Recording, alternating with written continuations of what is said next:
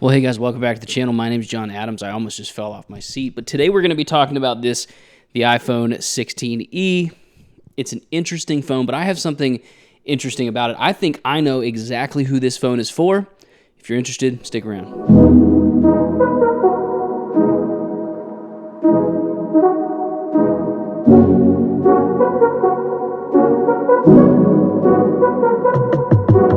So the iPhone 16e came out to just a rounding applause of just this is kind of underwhelming. Reality is iPhones have really been perfected, and the iPhone 16e sits in a very specific spot. The biggest issues people have with this is that it doesn't have MagSafe and it doesn't have a good price. It's at $600, which is just too much for all of the things they stripped out of this phone. Now, after a week of testing out the iPhone 16e, I do have to say it is impressive if it were in a vacuum. The fact that this thing has great battery life, it's got its own C1 chip, which is its modem, which means it's got really fast internet speeds.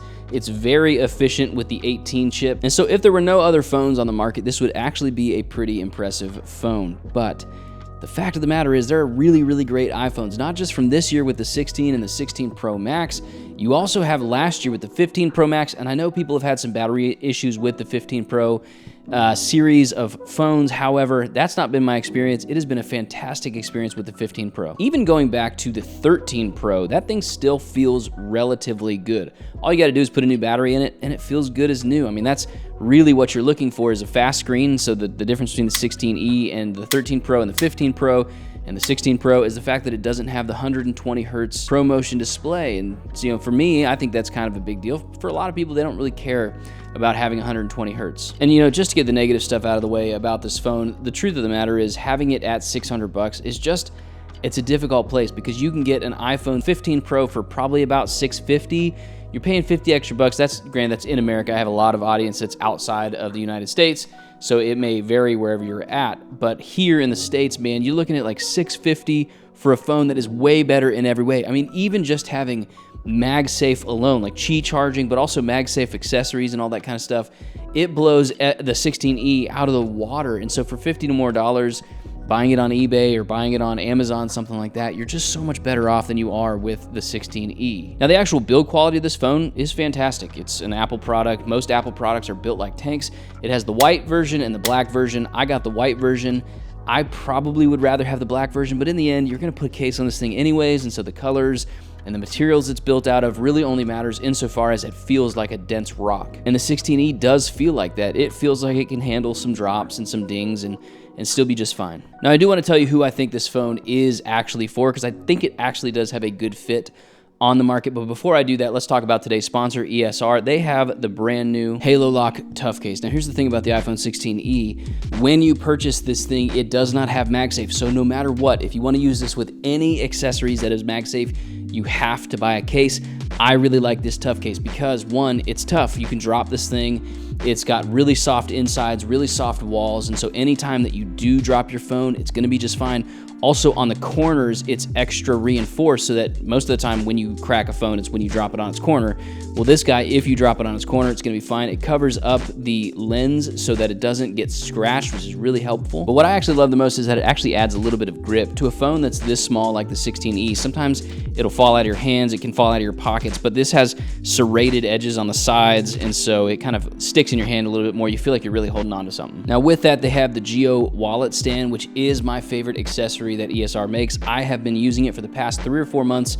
Every single day, I use it constantly every day. So a couple cool features with the Geo wallet stands. It has a finger loop on it, so you can use it with your phone and kind of hold it with that finger so that it doesn't fall out. It also has full Find My support, which is really helpful for me because I lose my wallet sometimes. I very rarely take this off my phone. I do take it off to charge my phone sometimes. But what ends up happening is I'll put my wallet somewhere else, and then you just ping it and you find it immediately. All right, so here's what's crazy about this. If I lose my wallet and I'm searching around for it, I can't find it, all I do is open up the Find My app, hit play sound, and immediately I can find my wallet. And the other great thing about this wallet is the viewing angles you can get on your phone. I use it because I watch YouTube essentially all day. I have a podcast or something like that running while I'm working. And so I set it up in the kind of A-frame stand mode, and I turn my phone to the side and I use it like that almost all day. And I actually found it really helpful even when I'm watching YouTube while holding it in my hand, because YouTube's obviously in a horizontal format for most long form things. You can hold it with a normal grip and have your phone sideways. It's just really comfortable. So if you want the military grade tough case or you want the Geo wallet, go ahead and hit the link in the description below. Get yours. I use mine every single day. Literally every day I have this wallet on me, so you should really go ahead and pick that up. Thank you again, ESR, for sponsoring today's video. Let's jump back into it. All right, finally, let's talk about who this phone is actually for. That's probably why you clicked this video. This phone is for people that don't really care about tech. Let me give you an example of this. I gave my wife a brand new 15 Pro. It was a gorgeous phone. It had the beautiful natural titanium, fantastic screen, great battery life, all that stuff, had MagSafe. I gave her that phone, and guess what? She didn't like it. It was a little too heavy for her. She liked her old 14 better, and so she gave me the 15 Pro back.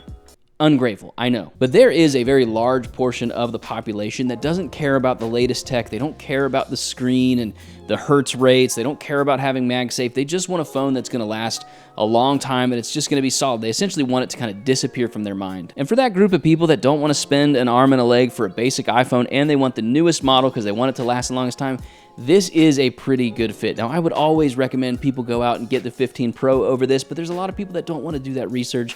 They don't want to find out on Amazon if this is a scam product or not. And so the 16E is just a safe bet for a lot of people that are never going to care about tech. They just want to live their lives. Now, I know there are a lot of older people out there who do love technology, but my grandparents, they wouldn't give a rip about a brand new iPhone. And so if you're going to buy a new phone that's going to last 5 or 6 years for them, this is a great buy. And really, to get the added functionality back of the MagSafe, you just buy something like that ESR Tough Case. It's got that functionality built into it. And so overall, I'm not impressed with the 16E. I don't think it's a fantastic price, but I do understand what market it's for. So not only that, but I also think they're using it as a low product to have the low product and the high product so that most people will purchase the 16. A lot of companies do that as a sales tactic. They'll have something that's really low priced and something that's very high priced so that the middle one looks just right. The Goldilocks rule is a very real thing in business, and Apple has mastered that. That's why they have upgrade paths. So after a whole week, can I recommend the 16E? Not really, but for those of you who just don't care about tech, you don't want to think about it, you just want a phone that's going to work for a long time, that is a good phone. So if that's you and you're interested in the 16E, maybe consider looking at my comparison between the 16E and the 15 Pro. I'll go ahead and link it right here. Thank you guys for watching. Sub to the channel, like this video, and I'll see you guys in the next one.